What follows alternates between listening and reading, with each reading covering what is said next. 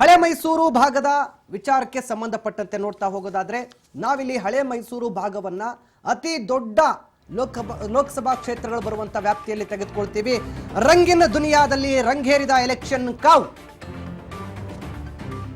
ರಾಜಕೀಯ ರಣರಂಗವಾಗುತ್ತಾ ಸಕ್ಕರೆ ನಾಡು ಮಂಡ್ಯ. ಅರಮನೆ ನಗರಿಯಲ್ಲಿ ಮದಗಜಗಳ ಮಧ್ಯ ಸೆಣಸಾಟ. 25 ವರ್ಷಗಳ ಬಳಿಕ ರಾಜಕೀಯಕ್ಕೆ ರಾಜವಂಶಸ್ಥರ ಕುಡಿ. ಮಂಡ್ಯ ಗೆಲ್ಲಲು ಹಳೆ ದೋಸ್ತಿಗಳ ಮಧ್ಯ ಮತ್ತೆ ಮತ ಸಮರ. ನೆಕ್ ಟು ನೆಕ್ ಫೈಟ್ಗೆ ಸಾಕ್ಷಿಯಾದ ಬೆಂಗಳೂರು ಗ್ರಾಮಾಂತರ. ಚಿಕ್ಕಬಳ್ಳಾಪುರದಲ್ಲಿ ಡಾಕ್ಟರ್ ಸುಧಾಕರ್ಗೆ ಒಲಿಯುತ್ತಾ ಅದೃಷ್ಟ. ಹಳೆ ಮೈಸೂರು ಭಾಗದಲ್ಲಿ ಕಮಾಲ್ ಮಾಡುತ್ತಾ ಕಮಲ. ಯಾರಿಗೆ ಹಳೆ ಮೈಸೂರು ಭಾಗದಲ್ಲಿ ಈ ಬಾರಿ ಆಧಿಪತ್ಯ ಸಿಗುತ್ತೆ? ಅತಿ ಹೆಚ್ಚು ಸ್ಥಾನಗಳನ್ನು ಗೆಲ್ಲುವ ಪಕ್ಷ ಯಾವುದಾಗಾದ್ರೆ ಹಳೆ ಮೈಸೂರು ಭಾಗದಲ್ಲಿ ಬಿಜೆಪಿ ಜೆಡಿಎಸ್ ಮೈತ್ರಿ ಆಗಿದ್ದೇ ಹಳೆ ಮೈಸೂರು ಭಾಗದಲ್ಲಿ ಹೆಚ್ಚಿನ ಸ್ಥಾನ ಗಳಿಸೋದಕ್ಕೆ. ಒಟ್ಟು ಇರ್ತಕ್ಕಂಥ 28 ಲೋಕಸಭಾ ಕ್ಷೇತ್ರಗಳ ಪೈಕಿ ಹಳೆ ಮೈಸೂರು ಭಾಗದಲ್ಲಿ 11 ಲೋಕಸಭಾ ಕ್ಷೇತ್ರಗಳನ್ನು ನಾವು ಪರಿಗಣನೆಗೆ ತೆಗೆದುಕೊಂಡಿದ್ದೀವಿ. ಸೊ ಈ ಭಾಗದಲ್ಲಿ ಹಳೆ ಮೈಸೂರು ಭಾಗದ 11 ಲೋಕಸಭಾ ಕ್ಷೇತ್ರದಲ್ಲಿ ಹಾಗಾದ್ರೆ ಬಿಜೆಪಿಗೆಷ್ಟು, ಕಾಂಗ್ರೆಸ್ಗೆಷ್ಟು, ಜೆಡಿಎಸ್ಗೆಷ್ಟು? ಜೆಡಿಎಸ್ ಬಿಜೆಪಿ ಮೈತ್ರಿ ಆಗಿರುವಂಥದ್ದು. ಹೀಗಾಗಿ ಜೆಡಿಎಸ್ 3 ಕ್ಷೇತ್ರಗಳಲ್ಲಿ ಸ್ಪರ್ಧೆ ಮಾಡಿದೆ. ಹಾಗಾದ್ರೆ ಜೆಡಿಎಸ್ಗೆ ಜನ ಅಭಿಪ್ರಾಯ ಮತ ಕೊಡ್ತಾರ? ಯಾರು ಇಲ್ಲಿ ಹೆಚ್ಚು ಸ್ಥಾನಗಳಲ್ಲಿ ಗೆಲ್ತಾರೆ? ಯಾರ ಪರವಾಗಿ ಜನರ ನಾಡಿ ಮಿಡಿತಾ ಇದೆ ಅನ್ನುವ ಮಾಹಿತಿ ಇದೀಗ ನಿಮ್ಮ ಮುಂದೆ ನಾವು ತರ್ತಾ ಇದ್ದೀವಿ. ಹಳೆ ಮೈಸೂರು ಭಾಗ 11 ಲೋಕಸಭಾ ಕ್ಷೇತ್ರಗಳು. 11 ಲೋಕಸಭಾ ಕ್ಷೇತ್ರದಲ್ಲಿ ಕಾಂಗ್ರೆಸ್ಗೆ ಇಲ್ಲಿ 5 ಸ್ಥಾನಗಳು ಸಿಗುತ್ತೆ ಅನ್ನುವಂಥ ಮುನ್ಸೂಚನೆ ಸಿಗ್ತಾ ಇದೆ. ಅದರ ಜೊತೆಗೆ ಬಿಜೆಪಿಗೆ 3 ಅನ್ನುವಂಥ ಮಾಹಿತಿ ಇದೆ. ಇನ್ನು 50-50, ಆ ಕಡೆ ಬಿಜೆಪಿನೂ ಅಲ್ಲ, ಈ ಕಡೆ ಕಾಂಗ್ರೆಸ್ಸೂ ಅಲ್ಲ, ಆ ಕಡೆ ಜೆಡಿಎಸ್ಸೂ ಅಲ್ಲ. ಈ ರೀತಿಯಾದಂಥ ಬೆಳವಣಿಗೆ ಒಂದು 3 ಕ್ಷೇತ್ರದಲ್ಲಿದೆ.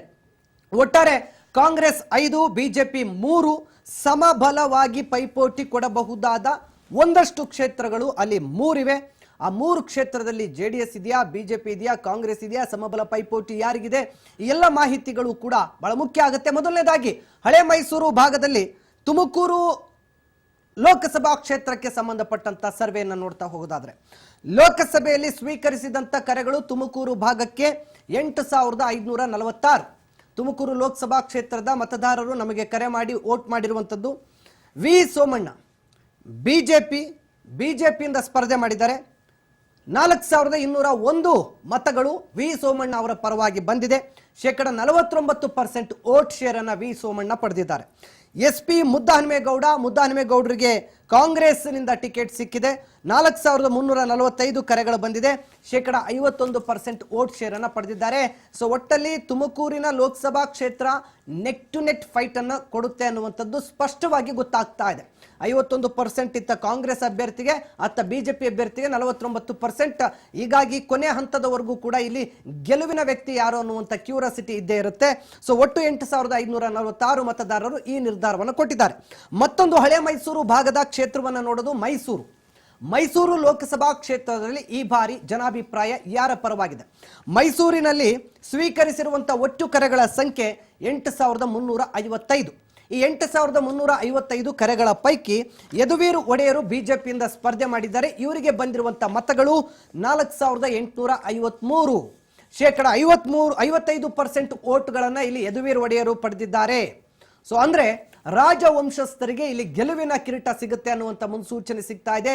ಆದರೆ ಸಿದ್ದರಾಮಯ್ಯನವರಿಗೆ ಪ್ರತಿಷ್ಠೆ ಆಗಿರುವಂತಹ ಈ ಕಣದಲ್ಲಿ ಕಾಂಗ್ರೆಸ್ನಿಂದ ಸ್ಪರ್ಧೆ ಮಾಡಿರುವಂತಹ ಎಂ ಲಕ್ಷ್ಮಣ್ ಅವರಿಗೆ ಎಷ್ಟು ವೋಟ್ ಬಂದಿದೆ ಅಂತಂದ್ರೆ 45% ವೋಟ್ ಬಂದಿದೆ. ಸೊ 3502 ಕರೆಗಳು ಎಂ ಲಕ್ಷ್ಮಣ್ ಅವರಿಗೆ ಸಿಕ್ಕಿರುವಂತದ್ದು.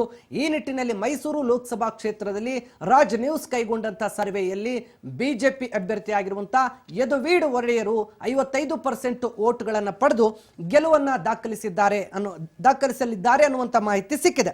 ಇನ್ನು ಹಳೆ ಮೈಸೂರು ಭಾಗದ ಮತ್ತೊಂದು ಪ್ರಮುಖ ಅಖಾಡ ಅಂತಂದ್ರೆ ಅದು ಮಂಡ್ಯದಲ್ಲಿ ಯಾರಾಗ್ತಾರೆ ಈ ಬಾರಿ ಮಂಡ್ಯದ ಗಂಡು? ಆ ಬಗ್ಗೆ ನೋಡ್ತಾ ಹೋಗೋದಾದ್ರೆ HD ಕುಮಾರಸ್ವಾಮಿ ಮತ್ತು ಸ್ಟಾರ್ ಚಂದ್ರು ಕಣದಲ್ಲಿದ್ದಾರೆ.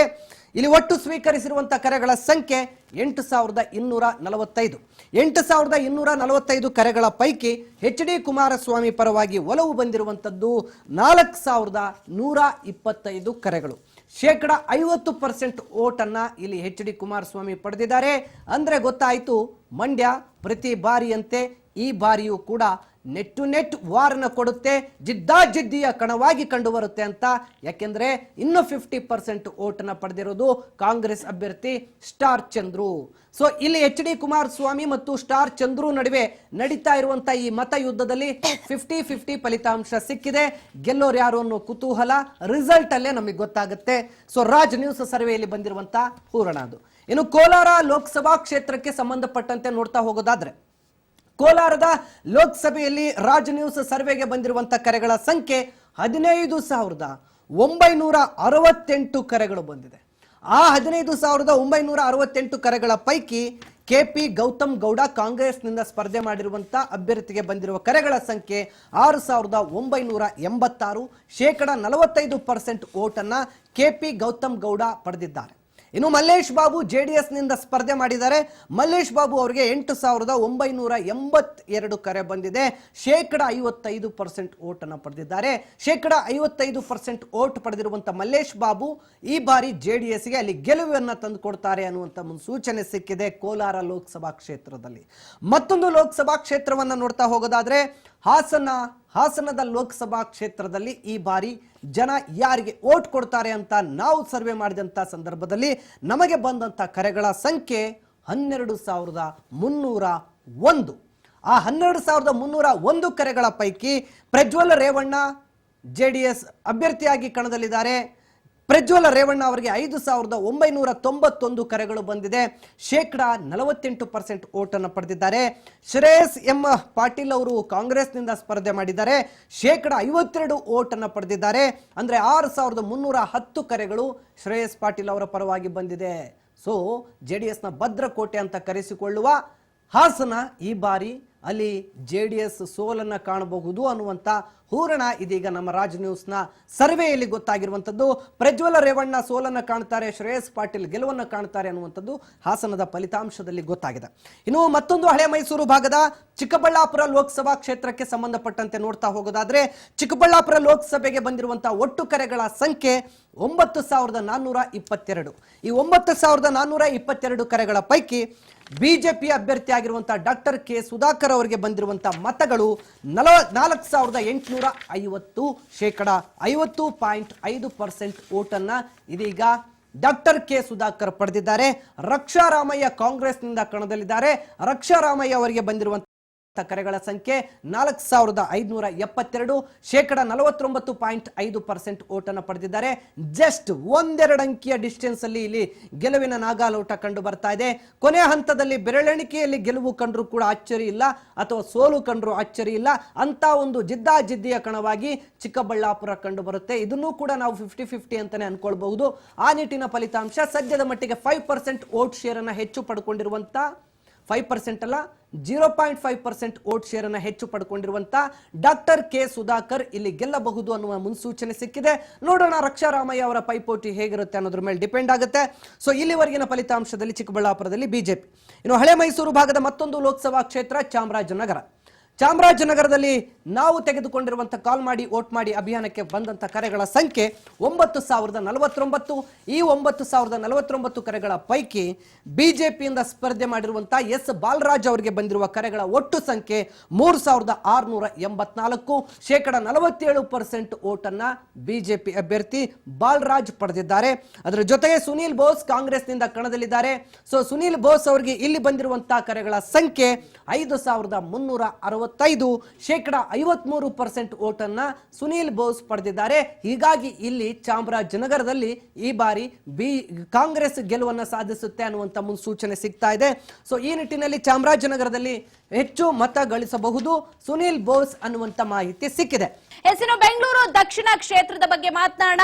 ಇನ್ನು ಅಲ್ಲಿ ಸ್ವೀಕರಿಸಿದಂತಹ ಕರೆಗಳು ಕೇವಲ 3,738, ಅಂದ್ರೆ 4,000ಕ್ಕೂ ಕಡಿಮೆನೇ ಇಲ್ಲಿ ಕಾಲ್ಸ್ ಬಂದಿದೆ ಅಂತ ಹೇಳ್ಬೋದು. ಇಲ್ಲಿ ಕಾಂಗ್ರೆಸ್ನ ಸೌಮ್ಯ ರೆಡ್ಡಿ ಗೆಲುವನ್ನ ಸಾಧಿಸ್ತಾರೆ, 51% ಪಡೆದುಕೊಂಡು ಅವರಿಗೆ ಬಂದಿರುವಂತಹ ಕರೆಗಳು 1,106. ಇನ್ನು ತೇಜಸ್ವಿ ಸೂರ್ಯ ಅವರಿಗೆ ಸಿಕ್ಕಿರೋದು 1,832. ಸೊ ಇಬ್ಬರ ಪೈಕಿ ಗೆಲ್ಲವರು ಸೌಮ್ಯ ರೆಡ್ಡಿ ಕಾಂಗ್ರೆಸ್ನಿಂದ ಅನ್ನುವಂತಹ ಮಾಹಿತಿ ಲಭ್ಯವಾಗಿದೆ. ಇದು ಬೆಂಗಳೂರು ದಕ್ಷಿಣದಲ್ಲಿ ರಾಜ್ ಮೆಗಾ ಸರ್ವೆಯಲ್ಲಿ ಬಂದಂತಹ ರಿಸಲ್ಟ್. ಅದೇ ರೀತಿಯಾಗಿ ಬೆಂಗಳೂರು ಗ್ರಾಮಾಂತರದ ರಿಸಲ್ಟ್ ಅನ್ನ ಕೂಡ ನಾವು ನೋಡ್ತಾ ಹೋಗೋಣ. ನಮ್ಮ ರಾಜ್ ನ್ಯೂಸ್ ನಡೆಸಿದಂತಹ ಕಾಲ್ ಮಾಡಿ ವೋಟ್ ಮಾಡಿ ಅಲ್ಲಿ ಈ ಕ್ಷೇತ್ರದಿಂದಲೂ, ಬೆಂಗಳೂರು ಗ್ರಾಮಾಂತರ ಕ್ಷೇತ್ರದಿಂದಲೂ ಸಾಕಷ್ಟು ಕಾಲ್ ಬಂದಿದೆ. ಇಲ್ಲಿ ತುಂಬಾ ಟಫ್ ಇರುವಂತಹ ಕ್ಷೇತ್ರ ಅಂತಾನೆ ಹೇಳಬಹುದು. ತಮ್ಮ ಭದ್ರಕೋಟೆಯನ್ನಾಗಿ ಮಾಡ್ಕೊಂಡಿದ್ದು ಬಂಡೆ ಬ್ರದರ್ಸ್ ಅಂದ್ರೆ ಡಿ.ಕೆ. ಶಿವಕುಮಾರ್, ಡಿ.ಕೆ. ಸುರೇಶ್ ಅವರು. ಕಳೆದ ಬಾರಿ ಗೆದ್ದಂತಹ ಒಬ್ರು ಸಂಸದರು, ಅದು ಕಾಂಗ್ರೆಸ್ ನಿಂದ ಅಂದ್ರೆ ಅದು ಡಿ.ಕೆ. ಸುರೇಶ್ ಅವರು. ಅವರಿಗೆ ನೇರವಾಗಿ ಪೈಪೋಟಿ ಕೊಡ್ತಾ ಇದ್ದಾರೆ ಡಾಕ್ಟರ್ ಮಂಜುನಾಥ್, ಹೃದ್ರೋಗ ತಜ್ಞರು. ಸೊ ಈ ಒಂದು ಕ್ಷೇತ್ರದಲ್ಲಿ ಬರೋಬ್ಬರಿ 15,366 ಕರೆಗಳನ್ನ ನಾವು ಸ್ವೀಕಾರ ಮಾಡಿದ್ವಿ.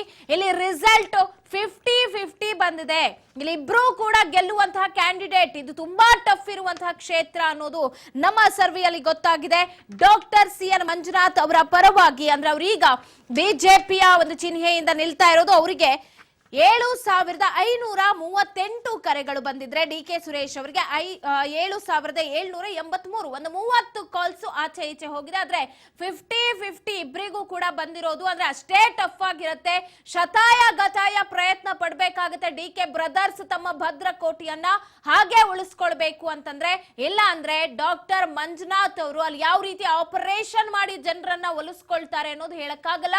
ಇದು ನಮ್ಮ ರಾಜ್ ನ್ಯೂಸ್ ಸರ್ವೆಯಲ್ಲಿ ಬೆಂಗಳೂರು ಗ್ರಾಮಾಂತರದ ಮೇಲೆ ಜನರಿಗೆ ಇರುವಂತಹ ಒಲವು. ಇಲ್ಲಿ ಡಾಕ್ಟರ್ ಮಂಜುನಾಥ್ ಅವರಿಗೆ 50%, ಡಿ.ಕೆ. ಶಿವಕುಮಾರ್ ಅವರ ಸಹೋದರ ಡಿ.ಕೆ. ಸುರೇಶ್ ಅವರಿಗೆ 50% ಮತಗಳನ್ನ ಮತದಾರ ಕೊಟ್ಟಿರೋದು. ಕಾಲ್ ಮಾಡಿ ವೋಟ್ ಮಾಡಿ ಅನ್ನುವಂತಹ ಸರ್ವೆಯಲ್ಲಿ.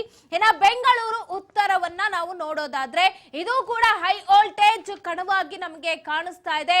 ಇಲ್ಲಿ ನೇರವಾಗಿ ಚಿಕ್ಕಮಗಳೂರು, ಉಡುಪಿಯಿಂದ ಬಂದಿದ್ದು ಶೋಭಾ ಕರಂದ್ಲಾಜೆ ಅವರು ಈ ಬಾರಿ ಬೆಂಗಳೂರು ಉತ್ತರದಲ್ಲಿ ಸ್ಪರ್ಧೆಯನ್ನ ಮಾಡ್ತಾ ಇದ್ದಾರೆ. ಬರ್ತಾನೆ ಅವರಿಗೆ ಗೋ ಬ್ಯಾಕ್ ಅಭಿಯಾನ ಕೂಡ ಆರಂಭವಾಗಿತ್ತು. ಆದ್ರೆ ಕಾಲ್ಗಳು ಬಂದಿರೋದು ಅವರಿಗೆ ಹೆಚ್ಚು.